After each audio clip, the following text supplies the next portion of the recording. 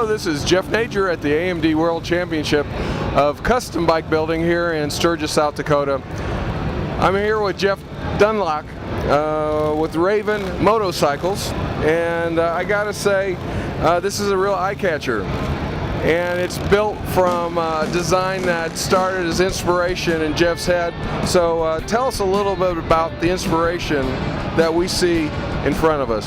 Well, the inspiration is, it comes from, I wanted to create something that was old looking but actually didn't have all the problems that the old stuff has.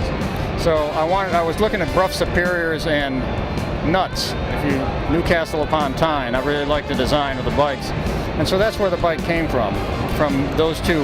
And I wanted to use a Moto Guzzi engine. I've never seen it used the other way. So I decided it was time. And so I connected it to a Norton transmission.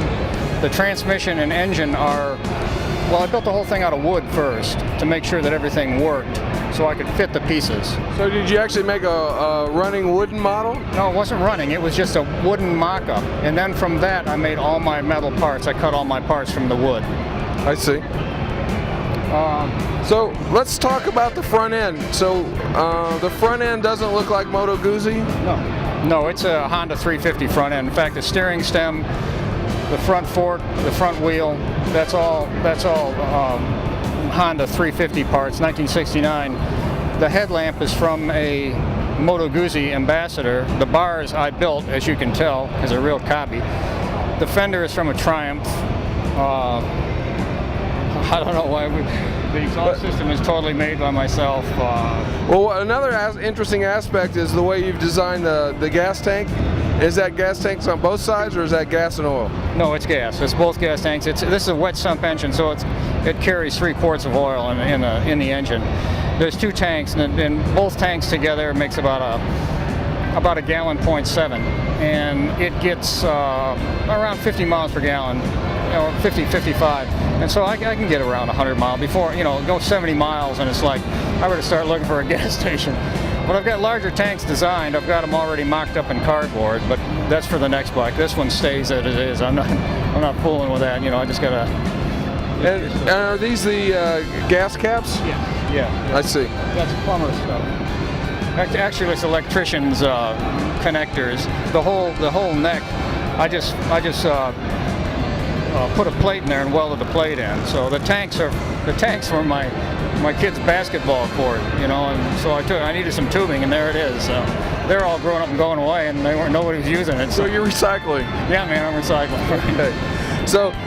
So this Moto Guzzi engine is turned 90 degrees, and how does that run when it's situated that way? Is the riding dynamics any different? Yeah, it's way different. You don't have the power pulse going to the sides. You can mostly notice it at an idle.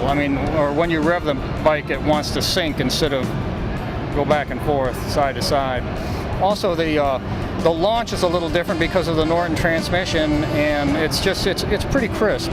What I want to do is add some weight to the flywheel to help me with that launch, letting out the clutch, because I have to give it a little bit more throttle than I like to get it rolling. But it's no problem once you get it going. The thing's got plenty of power, and it also would aid in kickstarting the motorcycle because I'd have a little more leverage with a little more weight on that flywheel. I don't think it's going to affect its performance. Now, this frame that we're looking at is one of your designs? Yes, that's my design frame. Yeah, it's a 5-part design. It's the motor and transmission are as a pod. They're connected together, and as a swing arm. It's all connected with the plate system that I've got. And that plate, incidentally, is that's 120-year-old plate out of the mica plant in Asheville, North Carolina. They used to roll the carts over the plate, and I was given a big piece of that seal. It's actual 1/4-inch good stuff. So nothing goes unused? No, we try to use it all, man. If we can't use it, we recycle it. So what are we looking at in the rear end?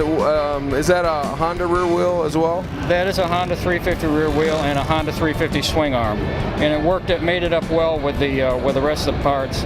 The rest of the components of the frame, the subframe, it's got a backbone, and then it has a down tube, and all of it, the frame totally comes apart.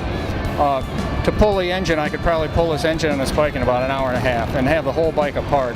The engine is hooked it to the top, hooked to the bottom of the frame, so it actually makes it triangularizes it and makes it a really tight package. So the handling is very crisp and good. Well, I was going to mention that. It looks like it's a nice runner, but how does it handle in the twisties? It's very sweet. It's a very sweet bike. It's quite fun to ride, and it's fun to ride in the aspect of you can short shift it, and it's a gas.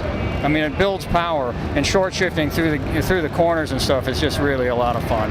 I can imagine wherever you go, people stop and ask you who makes this thing. Yeah, they ask what year it is and what's a Raven. But they're usually surprised when I say it's 2011. So, and I built it. Yeah, I bet they are surprised. Well, if somebody was interested in one of these bikes, where would they go online to get more information? You'd go to raven-moto.com, or you could email me at Jeff Gundlach, that's Gundlach 1 at gmail.com, or you could use a telephone and call me at 828-230-6939. All right, well, there you have it. Thanks for coming out to the AMD World Championship of Custom Bike Building, and good luck in the show. Thank you so much. I really appreciate you.